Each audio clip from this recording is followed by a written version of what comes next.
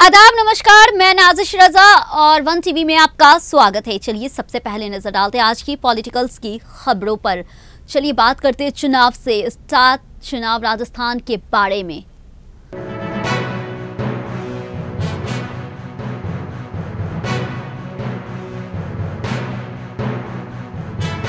राजस्थान में कांग्रेस की करीब 100 उम्मीदवारों को पहली सूची कभी भी जारी हो सकती है।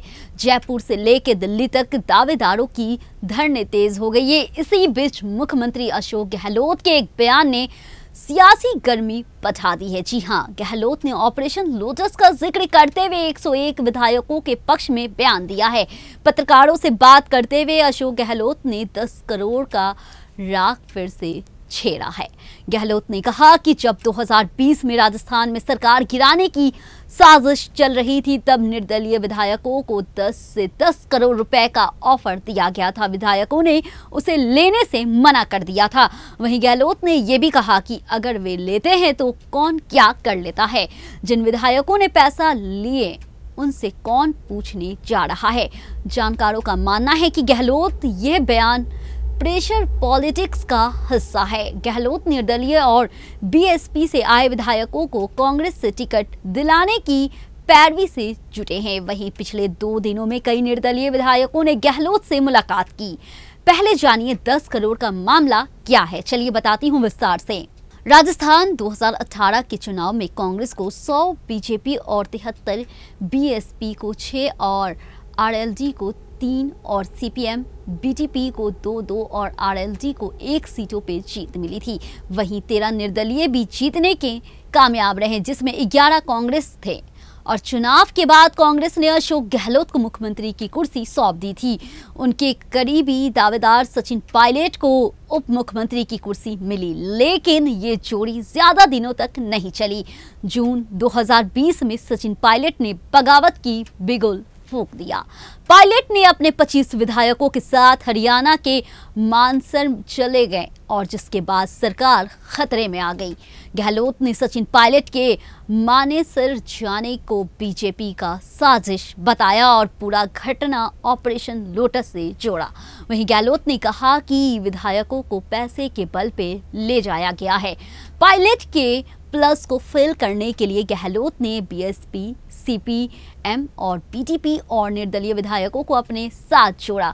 सभी विधायकों को मिलकर गहलोत 101 का आंकड़ा पार करने में सफल रहे, जिसके बाद सरकार नहीं गिरी। इधर कांग्रेस हाईकमान सचिन पायलट को भी मानने में कामयाब रहा। वहीं पूरे प्रकरण में 10 करोड़ रुपए की गूंज रही है। गहलोत के मुताबिक बीजेपी के बड़े नेताओं ने सरकार गिराने के लिए विधायकों को 10-10 करोड़ रुपए का ऑफर किया है। कुछ विधायकों ने पैसे भी लिए हैं। एक कार्यक्रम में गहलोत ने कहा था कि बीजेपी से हमारे कुछ विधायकों को 10-10 करोड़ रुपए मिले हैं।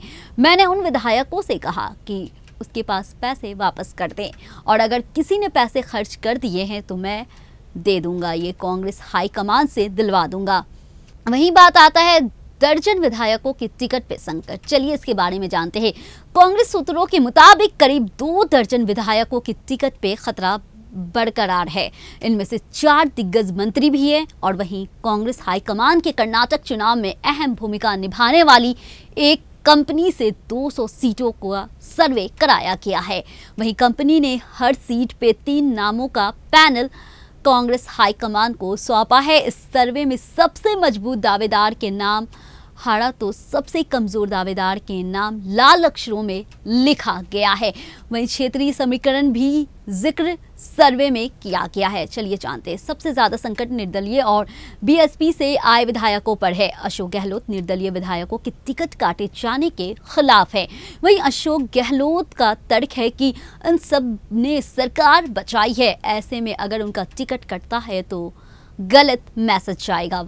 वहीं सचिन पायलट खेमा का विरोध कर रहे 2018 में संयम लोढ़ा, आलोक बेनीवाल, क्रांति प्रसाद मीणा और खुशवीर सिंह जोजावर और बालजीत यादव, महादेव सिंह खंडेला, रमीला खाड़िया और राजकुमार गौर, रामकेश मीणा, लक्ष्मण मीणा, ओम प्रकाश हुड्डा और सुरेश टाक निर्दलीय जीते थे।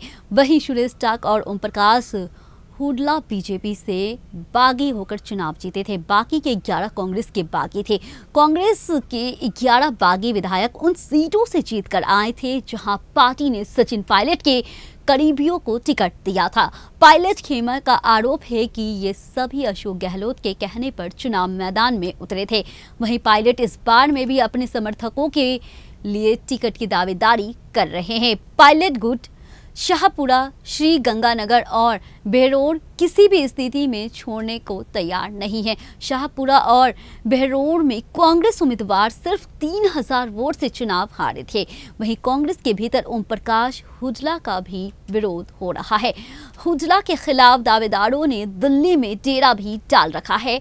इन नेताओं का कहना है कि पहाड़ी हुजला को टिकट देने से संगठन कमजोर होगा।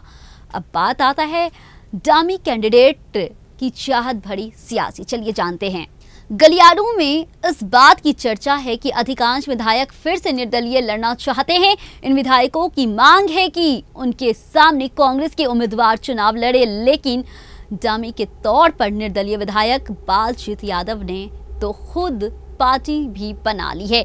बालजीत बहरोड से विधायक हैं और अशोक गहलोत ने काफी करीबी माने जाते हैं। वहीं कांग्रेस सर्वे के मुताबिक मजबूत निर्दलीय को टिकट दे सकती है, लेकिन पहली शर्त पार्टी ज्वाइन करने की ही है।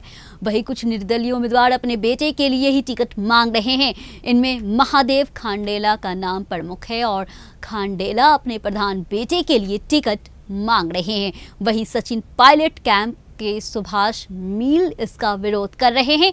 मील की रैली में उमड़ रही भीड़ से कांग्रेस को अपना समीकरण गड़बड़ाने का डर है। कांग्रेस के टिकट बंटवारे में युवा कांग्रेस छात्र और कांग्रेस और भारत जोड़ो यात्री को भी तरजीह मिलने की चर्चा है। जी हां, कांग्रेस प्रभारी सुखजिंदर रंधावा ने दावा किया था कि पार्टी इस बार युवा और महिलाओं को भी ज्यादा तहरीर देगी। जिन विधायकों के खिलाफ एंटी इनबॉक्सी है तो उन सीटों पे नए चेहरे को मौका देने की बात चल रही है।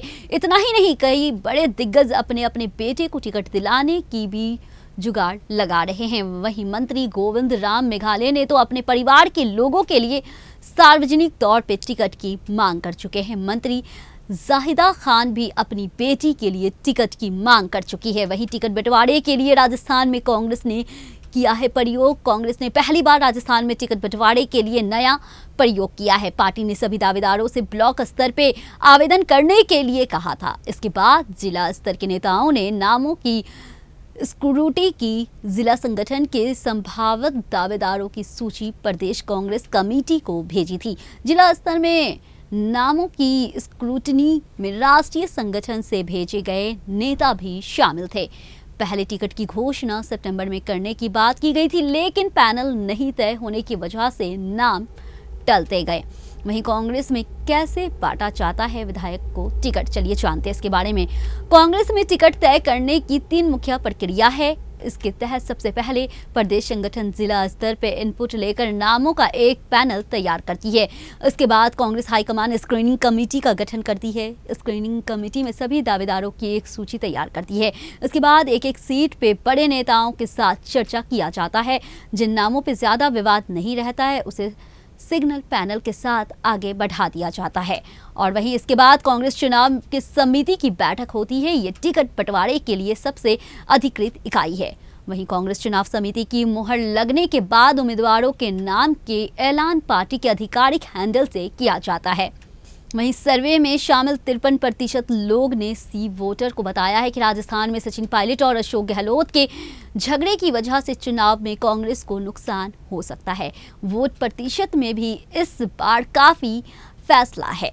सर्वे के मुताबिक कांग्रेस को 42% और बीजेपी को 47% और अन्य को 11% वोट मिल सकते हैं।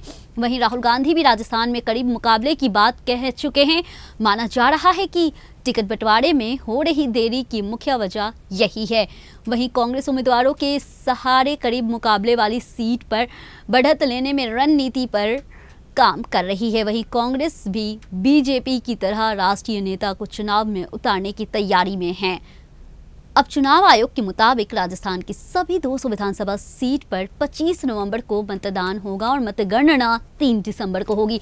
वहीं राज्य के उम्मीदवारों के नामकरण की प्रक्रिया 30 अक्टूबर से शुरू होगी। नामकरण की आखिरी तारीख 6 नवंबर और 9 नवंबर तक उम्मीदवार अपना नाम वापस ले सकेंगे।